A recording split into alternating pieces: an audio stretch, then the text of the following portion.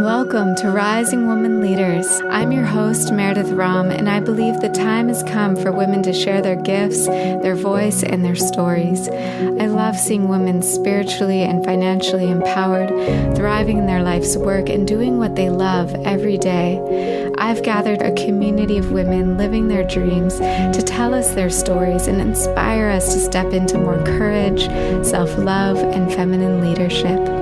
If you like this podcast, use the hashtag RisingWomanLeaders. Follow me on Instagram at Meredith Ram and sign up for email updates at risingwomanleaders.com to get all the new and inspiring content.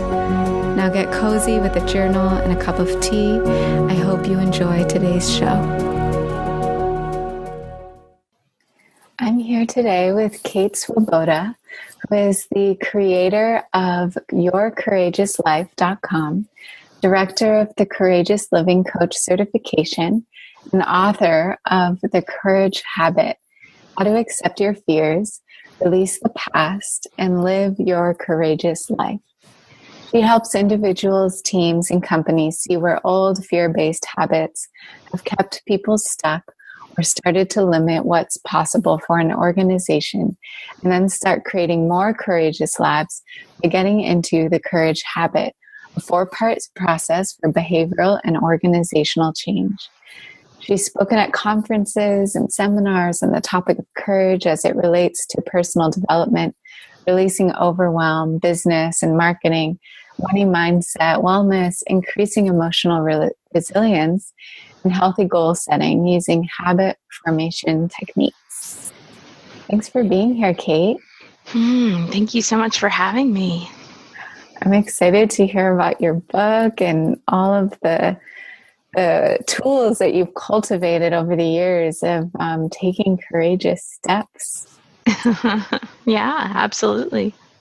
I know that starting a business, myself, I've had to work up a lot of courage over the years, and that's definitely something I focused on a lot, both with myself and with my clients, particularly around taking those steps around being an entrepreneur, but just so much that comes. And I really like to think of the business that I have, and probably that you have too, is just this amazing personal growth journey. And I would love to just hear how it all started. What was your moment of like everything needs to change and starting to face your fears? And what were some of the fears that you were having when you decided to learn about courage and be more courageous? Well, I often like to use opportunities with questions like this to, dispel the guru myth, right? Like, because it's not that people can't have an aha moment and then nothing's ever the same. But a lot of people describe their stories in that way and then don't talk about like the fits and starts. And so I just always like to have an opportunity to tell people, like, I've had a lot of fits and starts. Like I've had the 2 steps forward, the 1 step back. And I think that that's really normal. And I would say that one of the forks in the road that really put my life into a completely different trajectory was, listening to an inner voice in a really deep way for the first time, which I know you and people who listen to your podcast, it's like that, inner voice. It comes up at the most wonderful / inconvenient moments. Mm-hmm. And for me, it was, really following, doing all the right things, getting the right degrees and getting the right jobs and showing up for the meetings and wearing my nice suits and doing all the things. And then sitting in a meeting one day and like this voice just arose in the middle of this meeting, like, I don't want to do this anymore. And it was like the clearest. I tend not to be, I don't think at least, a very dramatic person. I really like pragmatic action. I really like looking at even more of my mystical experiences with a healthy degree of skepticism and critical thinking. But like, it's just so clear to me that voice was like the voice of my what I call your most courageous self, coming up and just going, I don't want to do this anymore. And it was like so wonderful, because the truth is always really wonderful, but it was also so awful because it was so inconvenient. And then I was completely terrified. What am I doing now? Like, hold on a moment. I don't want to do this anymore. Well, how many times have I built this career and this life only to suddenly go, I don't want to do this anymore? What? This doesn't make any sense. And there were fits and starts even after that, because I didn't trust the voice totally at first. And, but at the same time, I knew that it was really true. And that's what got me to look at why I'd been making so many of those decisions, what the influences on my behavior had been, and what I wanted to do differently. And that just sent my life spiraling in a whole different direction. Mm-hmm. Yeah. Yeah. What were some of those initial fears? And I imagine you didn't have as many tools as you have now, but how did you have the support or take those first steps? Well, the first thing that I did was I turned to writing, which has always been a mainstay for me. So I was doing a lot of journaling and going, okay, so if I don't want to do this, first of all, is that really true? Like, maybe it's that I just don't want to do this in this way. Maybe it's that I need to be with a different, employer. Maybe it's not this, the work. Maybe it's the employer, the place I'm at. Maybe I need to work less. Maybe I need to, I try to be really strategic about it. I'm kind of smiling at it because I think it's so great to be strategic about things, but it was so one of those times in my life where the heart wants what it wants and it won't lie to you. So I tried to be strategic about it. I tried to identify, well, what are my top, 5 issues that are not working, with this particular situation. And what if I just get really proactive about addressing those, But of course, it wasn't the right fit. And I know that now, but at the time I think I was really trying to cling to what I knew. And I think, when I read about Pema Chodron, the Buddhist nun, writing about how we as humans we resist groundlessness. We reject the idea that fundamentally we are groundless. We actually, we think our feet are upon the earth, and they're not. At any moment, life can hand us something, and we don't have as much control as we think we do. But we suffer a lot when we try to cling. We suffer a lot when we try to cling. And that's what I was doing, is I was trying to cling. I was trying not to know what I knew. Yeah. We do so much to guarantee security. Right. And not always the case. Yeah. Mm-hmm. Life can turn in so many different directions in any moment. Yeah. So when you began taking those courageous steps, what did you learn? Well, the big thing that finally opened something up for me, and this is related to not clinging, was it's almost like I was trying to go through a really messy, difficult process and still look cool. I was still trying to go through this thing that was, still have, this part of not wanting to be groundless. I still wanted to have it all together and still, just somehow get all the things that were working about my job. There were things that were working. They just weren't long-term things, mostly having to do with, I had a fear pattern, still does come up, but around perfectionism. And perfectionists love tackling a long to-do list and having people go, wow, you got all that done? So I was still trying to cling to that stuff, but I was needing to let it go, and I didn't know what I was even building a bridge to. So there's this whole piece there, and what really started to free me up was when I stopped trying to be in control and just admitted like, oh, I'm afraid. Like, that's just how this is going. I'm afraid. That's how this rolls. I'm afraid. And it's like, instead of trying to set up life to be fearless, to exude some kind of confidence or put togetherness, it was, okay, actually, wow, there's kind of a relief in just telling the damn truth. Like, I'm afraid here. And it doesn't need to mean that I can't do the things I want to do. It's going to have to ride sidecar. And I wish it wouldn't, but that's just not how this is going to go. And that was profoundly uncomfortable, but also, of course, exactly what I needed. Mm-hmm. Yes. Yes. And how did you know you wanted to start helping other people and create the business you have now?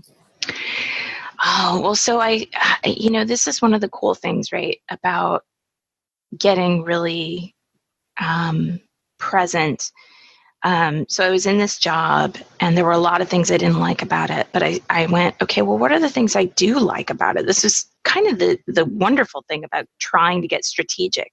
And one of the reasons too, why when people get sort of an analysis paralysis and they're afraid to make the next right decision, that's why I try to encourage them. Like, there's really no next right decision. They're all going to feed into one.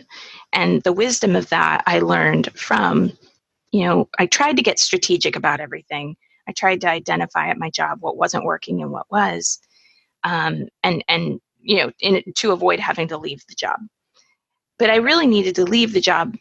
And the wonderful gift that came from getting strategic was I realized, oh, here's what I do love about this job. Like, I love when I'm talking with people about problems that, places where they're getting stuck. And we just like jam in my office for a little while and try to think outside the box or try to get strategic. And also too, sometimes in those conversations, I noticed that there were these times when someone would either, well, one of two things would happen. Either someone would say to me that I had found a way to articulate the words that they had found it difficult to articulate, and that gave them comfort. So if you're struggling with something, this is, I think, one of the greatest benefits that coaching can provide, is that when we're struggling, we're really confused and it feels like we can't name things suddenly. And there's great comfort in naming things and being able to put them in the context of our lives. And I seemed to have the ability to do that as people would reflect to me. And then the other thing that I found enormously gratifying was that people felt safe to be real about what they felt. So they felt safe to be sad. They felt safe to be angry. And I personally felt really connected to people when they were, happy too. They felt safe to, being really, really happy and proud of yourself can be very vulnerable as well. But whatever the emotional state, it never felt like too much. It always felt like, oh, I love getting to see this person in their full joy, or, oh, like this person is really angry and they need this moment to just like have their anger. Yes, it's real, it's true, it's authentic. So I found that when people were safe to experience emotion around me, that I was really drawn to that. And series of fortuitous events. It was I knew about life coaching, and this is like one of my favorite stories to tell, and I don't tell it often, but it's a great story. I'm sitting at my desk. I still haven't left the job. I'm at home one night, sitting at my home desk, and I'm journaling about what to do, how to leave this job, what my next step is. I don't know what I'm going to do. And I was angry. I was angry at the universe for not delivering me an answer. So I push back from the desk. I fold my arms. I look up at my ceiling and I say, why don't you just tell me what you want me to do? And the phone rings. And on the other end of the line is somebody who was following up with me. I had put out a feeler to a coach training program that was in my area. And it was just about to start, like in a week or two. And they had forgotten to follow up with me earlier. And I was just like, So if anybody's listening, if you feel like you're hearing my story and you're going, I really relate to these feelings of confusion and not knowing what to do, I highly recommend journaling until you're so pissed off at the universe that you're like, just tell me what to do, and seeing if the phone rings. So yeah, that's what happened. Wow. Oh, I love that. Those magical moments where just whoosh, the universe sweeps in. Helps us with the clarity we've been looking for. I notice I feel almost emotional thinking about that because I felt really held. Yeah. And I feel really held thinking about such a moment. Yes. It's so beautiful. Yes. I'm curious about, so you've been working with people for a while now about their fears, and what are the places you normally see people get stuck? Like, what are some of the common places and patterns you notice? Well, especially since writing The Courage Habit, which is, everything I talk about in that book, it was me just completely geeking out on research. And I kind of hit upon the phrase, I love finding out where research shows that the woo is true. And I found that there are really these like 4 predominant fear patterns that show up for people. And if we look at it all through the lens of habit formation, there's this really great thing that our brain does. And it's habit formation in the brain is controlled by a part of the brain, largely controlled, right? Our brain and body, it all works together and different processes are involved. But there's this cue, routine, reward loop. It's controlled by the basal ganglia. And I think of the basal ganglia as being like a project manager for the brain, where stuff is coming in, like stimuli or people or experiences. And the basal ganglia goes, oh, I know what we do with you. We, send this operation into effect. And then when it encounters something it doesn't know what to do with, it's kind of like, oh, okay, what are we doing here? So it's kind of that, like when you encounter something unexpected and for a moment you can't even think straight, that frozen moment is, the basal ganglia going, what do we do with this new thing? But when we do know what to do with something, once an action has been chosen, the basal ganglia likes to return to what it did before.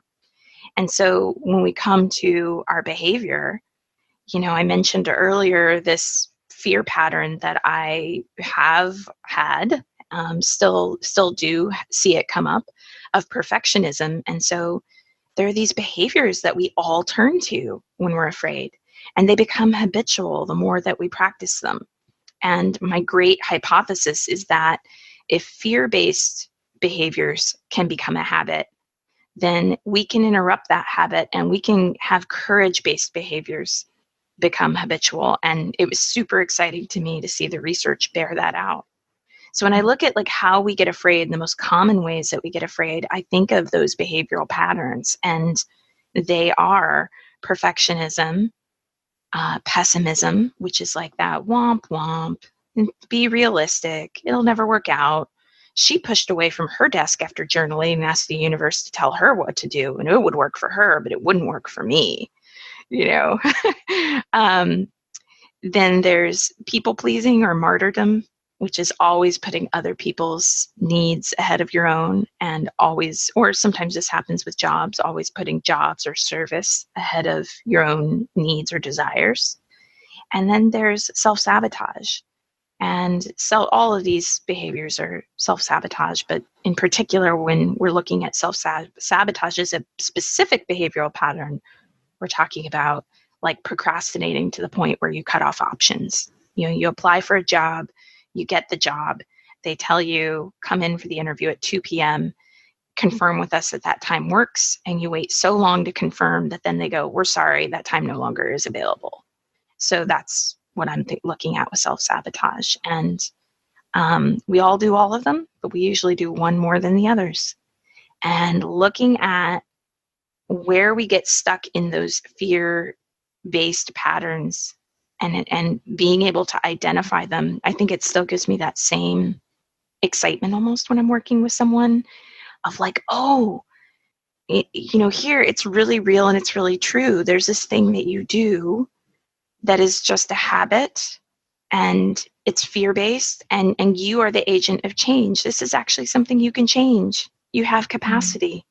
And I love that moment. It's hard for every client to go, oh my God, this is what I do. And it feels like, how will I ever change it? But it's also wonderful. Like, oh, there's some clarity here. Clarity's just so helpful. Mm-hmm. Yeah, when they're no longer in the dark, you can see it. It's like that thing that, it's been right on your face the whole time, but then you finally see it. What are some of the ways that you've seen your clients start to shift those habits? So there's the tools they use to shift them, and then there's the outcome. Which do you want me to talk about first? Sure, the tools first. So the tools that are all there, and you can use any one of these. These are not my invention. This is what the research points to. If you want to be more resilient, if you want to be more trusting, if you want to, be afraid and yet go, I can do this anyway, which is how I look at courage. It's accessing the body. Fear isn't logical, it's primal. And we spend a lot of time as humans up in our heads trying to logic our way through fear. And it just really isn't a very effective solution for either getting through fear or dissipating it when it arises. So accessing the body, listening without attachment, not making fear the enemy, not doing what it says, but not making fear the enemy. Listen, but without attachment. Without saying the fear is true and I have to do what it says. Reframing limiting stories is the third part, which I differentiate from positive affirmations, because reframing limiting stories is about just stretching a little more into a statement or a reframe that you can embrace, whereas positive affirmations usually is about going through from 0 to 100, from complete despair to I'm going to tell myself that, everything is perfect and all is full of hope. And I don't knock positive affirmations if that's what works really well for someone. I think that's great if going from completely negative to totally positive is really effective as a tool.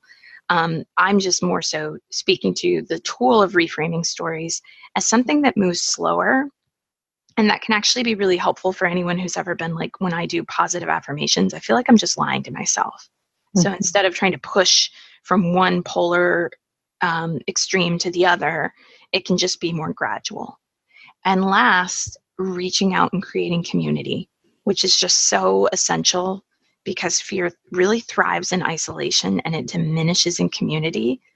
And one of my favorite parts of the research around reaching out and creating community is that when it comes even to goal setting, people who set goals in community, they not only have more fun along the way, which is always what people think of when they think of community, but also they're more likely to achieve their goal. So I just think that all of these different pieces, you can do one of them, but they're just so powerful when you are practicing them in conjunction with one another. Yes. Beautiful. And is this the 4-part process you talk about in your book? Yeah. And lots of like anecdotes along the way and moving back and forth even in those. So it's like somebody can sit down and go, okay, all right, I'm going to reach out and create community. I'm going to reach out to my friend. And then when that fear-based voice comes up and goes, don't bother her right now. It's like, it doesn't have to be done in order. You can start with going, I'm going to reach out to my friend. And then you can listen without attachment to the fear-based voice that says, you'll be a burden. Don't bother her right now. And then you can go into accessing the body by taking time to breathe, or maybe you need a moment to cry because you feel really afraid. And then after you have a good cry, you take a deep breath. And that's the moment where you can be like, you know what? She's in charge of herself and her life. I can reach out. And if it's not the right time for us to be in contact, she'll just say no. And I'm not a bother. I'm not a burden. Mm-hmm. Yeah, the new possibility. Yeah. Yeah. Hmm. I'm curious about the fears that you faced. And if you could tell us some of, I don't know if you have any stories that stand out, or even just what you're going through right now as fears come up, the book coming out, or could you tell us a little bit about the fears that come up for you and how you've been working with them? Well, speaking of reaching out and asking for help, that's been a really hard one for me. Like, I know that before I published my first book, when I saw other people putting books out, what I thought was, oh, this is, how great for them. They have a book come out, they have a publisher and an in-house publicist and a whole team of people who are, doing all the outreach, and they get to write a book and put it out there. And that's just actually not anybody who like makes it look that way. Like they're, not makes it as in they're trying to, fool anyone or something, but anybody for whom it appears that way, it's a better way of putting it. We're just not seeing how the sausage is made. The reality is, especially for a first-time author, and it depends on your publishing house, but I've had numerous friends who have told me that their experience was the same. There's a lot that the author herself is doing behind the scenes. And so it's like there's this reality that for the book to be successful, I need reviews on Amazon and on Goodreads and on Barnes and Noble.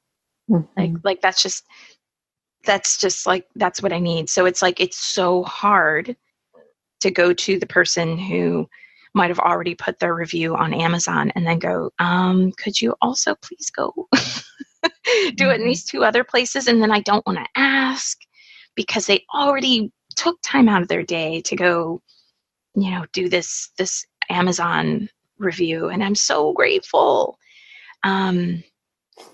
Stuff like that comes up.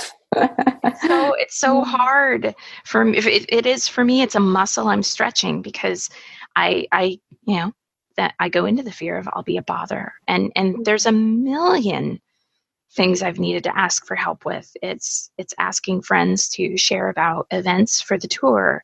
The same friends I'm asking for. Can you please put the Amazon review up? It's also, could you also share this link? It's also, and I on any given day, I vacillate back and forth. And I can see the muscle emerging, the muscle of asking and being okay with someone saying no. And it's like, that's so survivable. There's an asking fatigue that starts to set in for me around like, and now I need to pitch podcasts, and now I need to, oh man, there's so much just thinking about it. It's a huge growth edge. I think that one about being okay with hearing no, that's huge. And that's so liberating when we can get to that place. And it still hurts. Like we can honor ourselves when we hear the no, and it's like, yeah, feel that and take your time with that. But that was a big one for me, I think. And I did a Kickstarter campaign to raise the money to publish my book. And I had to ask so many people, like, would you support me? Would you, contribute? Would you?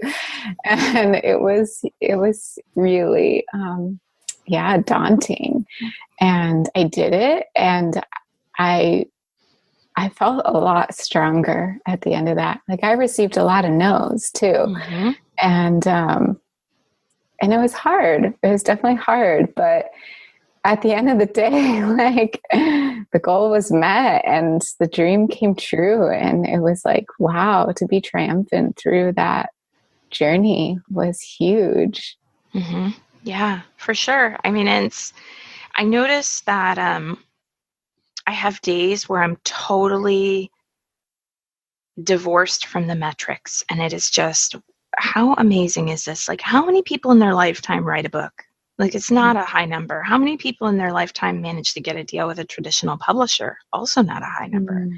How, like, then there's so many things to celebrate along the way, and endorsements for the book that came in where I was just like, oh my God, I love this author and they're endorsing my book. Holy, and there's all these things that like you can be grateful for and excited about that have nothing to do with the metrics. And then I have other days where I'm on my author central and I'm looking at the numbers and I'm just feeling like total like not enoughness. And this is the moment when you turn to the tools because, I joked, but I'm also serious, good thing I write about courage. Good thing I write about tools for when you feel like you're afraid you're not enough. Good thing. Because this is it. There's nobody who's fearless. I'll say sometimes that, I can't teach anybody how to become fearless, but I can teach you how to fear, less. To have fear have less of an impact over your behavior and less control. But it's still a work for me. It's the not enough stuff. It's will anyone show up for book tour events?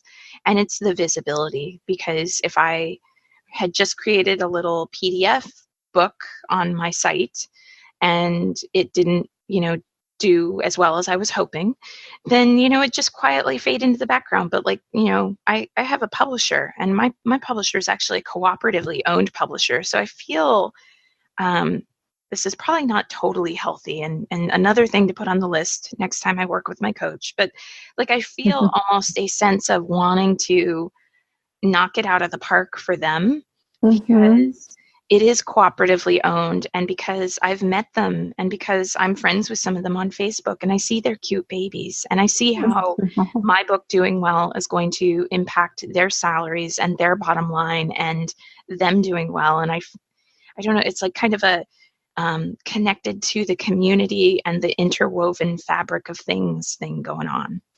And that's great on some level. And it's also like, oh, this is just like the pressure that the shadow of that can introduce is really hard. Yeah, totally. It's like it introduced enough of that motivation to be like, yeah, they took a chance on me and I want to give back and really do a good job.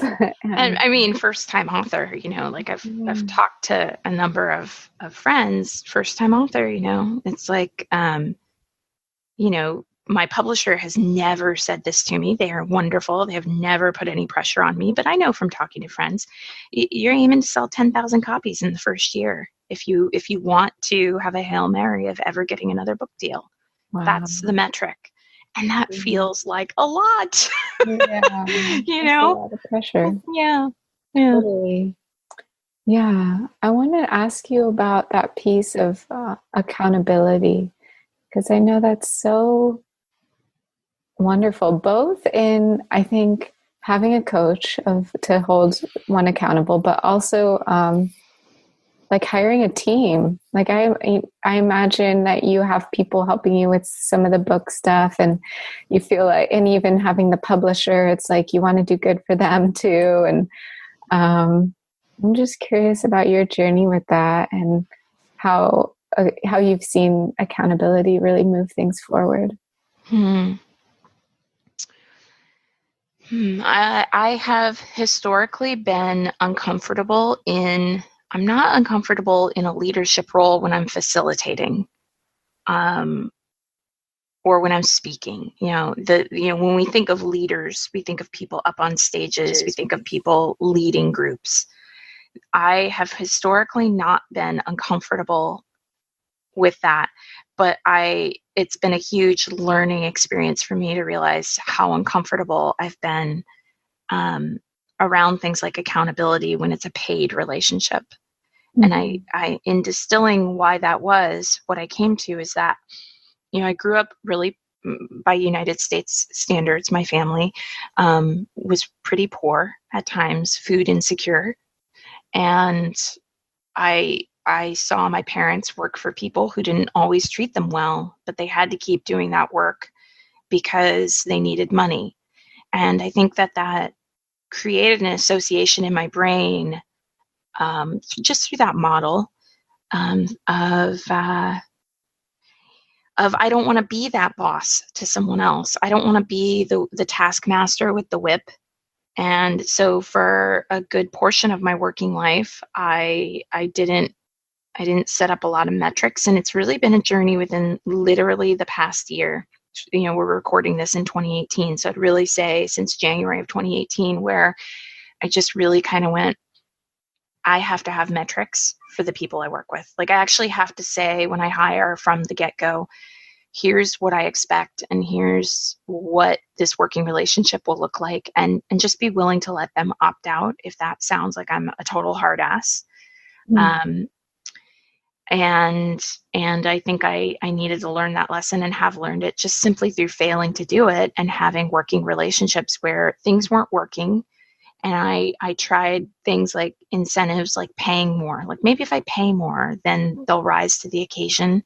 And there was just a situation where there have been situations where I've had to cut off working relationships when mistakes were being made, and they continued to happen. And then I ended up finding out about situations where mistakes were made, and an attempt to not let me see that the mistake had been made was going on. And that's where it was like, okay, like, this doesn't work.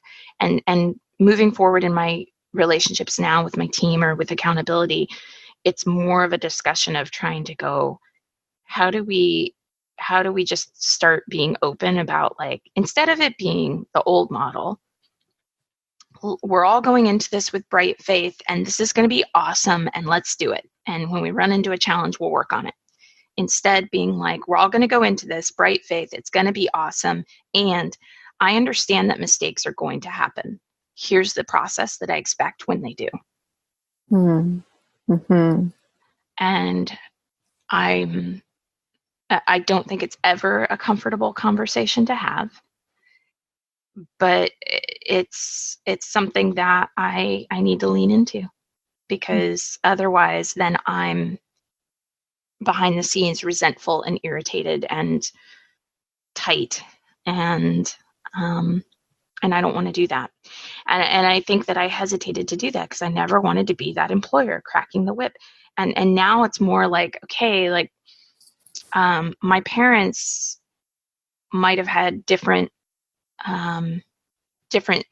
situation. I don't know, but basically, like, if someone doesn't like the accountability that's needed as part of this job, they can opt out. Mm-hmm. Yeah, there's a lot that's learned through experience, being a leader, having other people to manage, and to learn from those experiences you've had. And it sounds like just setting things straight from the beginning and what's expected is a really powerful way to go. Mm-hmm. Yeah, it's still work. And I think that I'm probably going to fumble through it a little bit more, but it's where I am. And two, looking at how I am in terms of mistakes has been a leadership edge. So am I open about when I make a mistake? How much do I talk about it? How am I handling it? And what am I modeling? Those are things that are on my mind about all things accountability or mistake making, or how I work with people now. Yeah. I would love to hear, when you think about what your life looks like now, and how you were in that moment at that job, and to just like reflect, or I don't know, even if you had anything you would say to that woman years ago in that job, or just like how far you've come and what the things that bring you joy now, and the expansion that you've gone through. Is there anything you want to share just on your reflection of that? Well, I mean, it's going to be okay. Yeah. She didn't know that it was going to be okay. Yeah, she's scared. Yeah. And I would probably, I tend not to, I'm into the Maya Angelou phrase, wouldn't take nothing for my journey now. I think I'm attributing that correctly. But, if it was that, crystal ball thing, if I could go back to the person I was, I guess I was 24, 25. If I could go back to that person at that time, I think, it would have been more water, more sleep, less time in front of a computer, more exercise, more walking, less sugar. It would have been a lot of body-based stuff, stuff that really just would have nurtured my body. More play. Oh yeah, way more play. But it's interesting because even as I'm saying that now, I'm kind of going, I want to appreciate it for what it was. I want to appreciate it for who I needed to be to get over here. I don't know. She was a rock star. She was doing the best she could, and it might have turned out differently if I had done it any differently. So, Yeah. Yeah. I think in a way our soul creates those challenges and moments so that we can know the exact opposite. It's like, how could we really know true courage unless we've known the worst of the worst fears? Mm-hmm. And how could we really know true joy unless we've had like the deep sadness and despair? And yeah, it's all part of it. Yeah. It's, I think it's really helpful when we don't pathologize the quote unquote negative emotion. And I think too that I've just never found it very productive to ruminate on the way it should be or should have been.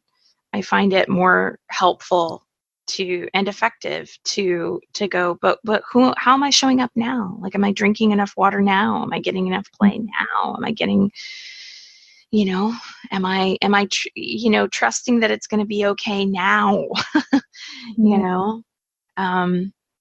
That's where it's actually going to be most helpful.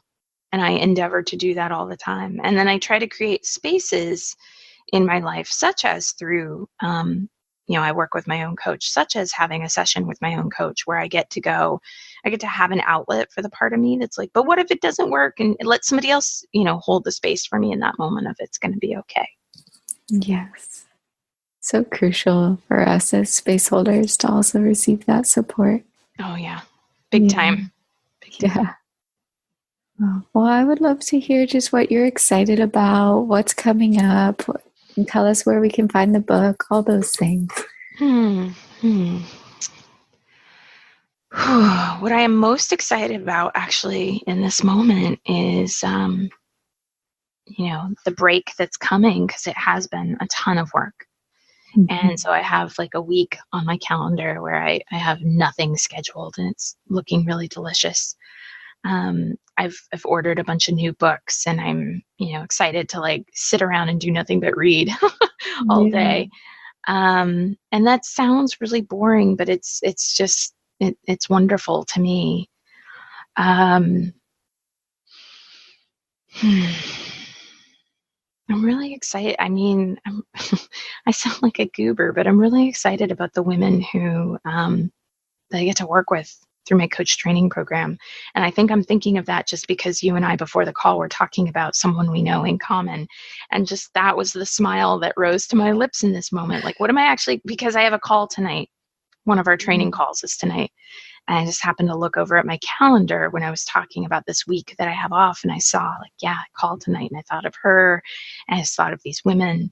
And it gets to be really exciting to just be like, I get to hear all their voices tonight. We're going to talk about the shadow tonight. So always a really rich conversation. Yeah. Oh, yeah. Being in the true joy of the service is so wonderful. Mm-hmm. Yeah. Yeah. And of course, I'm excited about the courage habit coming out. It has been a lot of work, but it's that, the birthing the baby. It's like, yes. It's a lot of work to have a baby, but it's also a lot of joy. Yes. And I'm excited about it coming out. And when is the official release date? Is it already happened? So people have been getting their copies early. So Yeah, really, Amazon does that sometimes. yeah, which was a surprise to me. I didn't know. But the official date is May 1st. And then all during the month of May, I'll be going on Courage Habit Tour, and I'm going to a bunch of different cities. And that will be really exciting to give people hugs and say hi in real time. Yeah. And yeah, and then in June, that's when I get my week off. And then we'll see where the book goes next. Yes. And I'll just let you know from my experience, because I published a book last September, and I remember those like 2 or 3 months right before the official release date. It was a lot of work, of course. There was a lot of like kind of strategy and just moving things forward and all of that. And I went through quite a bit of fear of like people actually reading the book. Totally. What are they going to think? That, you know, I wrote a memoir, so I shared some personal stories, and yeah, so it was vulnerable, just sharing that much of myself. And the people that took the time, like after reading the book, I was surprised how many people too, like that took the time to either send me a text or send me an email or comment on social media and share like how it affected them. Like that was it. It floored me. It was like, oh my God, this was all worth it. Mm-hmm. And I see that happening for you. So I just want you to know that deep breath and that deep exhale, like that is here and that's coming, and it's so amazing. And I'm really excited for you. Thank you so much for sharing that. See, this right here, everybody's hearing it. This is the power of reaching out and creating community. This is like it right here, you know, when somebody shares their experience of walking to the other side and the joy that awaits. And it's just like, oh, thank you. I needed that. Yeah. And, you know, after that, I did a couple, you know, I did events and things like that. And then I just kind of let it go and was like, yeah, that train has ran, and I did everything I could, and I built the momentum, and then I just kind of let it run on its own. And it was just like so nice to just like to be unattached from that place of like, yes, I did everything I could, and now it's just going to ride that momentum. And, and now it's there and it's available and people can get it if they want. And that's just so nice, you know, just to come to that. Yeah, absolutely. To that. Yeah. Yeah. Oh, I love it. My heart feels lighter. Thank you. It feels like a little invocation that you've just done. Thank you. You're welcome. Yeah. Do you have any, I'd love to close this call with just a short prayer, but do you have any closing words, anything you'd love to leave people with around fear or courage, or just anything that they can take away with them? Mm-hmm. I think what I'd like to leave people with is, so your fear is a wound and it just wants to heal. And the more you can offer opportunities for healing to your fear instead of trying to push it away or telling it to shut up, the more it heals. And the more you'll see that it just says things when it's afraid. Like it just says you're not enough, or it's not going to be okay, or you can't do it. It just says things when it's afraid. And so I sometimes think like if the courage habit could do anything for anyone, if I had a magical power, it would be to really like just, I don't know, like put my hands on someone's forehead in comfort and just go I don't care what that voice tells you. It's just not true. Like you can. And it doesn't mean it's not going to hurt. It doesn't mean you won't fail. It doesn't mean failure won't be hard. You will. But like you can, it won't always feel this way. It gets so much better the more that you practice it. And just, it's so in you. And it's all about standing on this precipice and making a choice. That's really what it's going to come down to. Like you're not going to get rid of the fear. But if you make a choice to let the fear ride sidecar because it's just part of the process, and not dictate your behavior. Like there is nothing that you aren't going to be able to figure out. That's what I would want to say. Yeah, I just want to invite you and me and everyone to just soften into that. And to come back into the heart and the breath and the body. And just to feel that infinite possibility of, yes, I can. And also honoring the fear, loving the fear, welcoming the fear into your own embrace. You don't need to push it away, but just holding it. Honoring what it has to show you. And so may we all, as these sovereign women that we are, to just trust in our hearts, trust in our path, trust in whatever divine guidance is brought to us around what could be possible for our lives. There could be so much more that we open to if we're willing to receive it. There's opening to that receiving. And I'll bring my hands to my heart and bow with gratitude. Thank you, Kate, for sharing your wisdom with us today. And thank you to all of you listening for just being open and guided to receive and to follow your own inner guidance to live with more courage. Namaste. Thank you. Thank you. Thanks so much for taking the time to listen to our show today. We would love to hear what you think.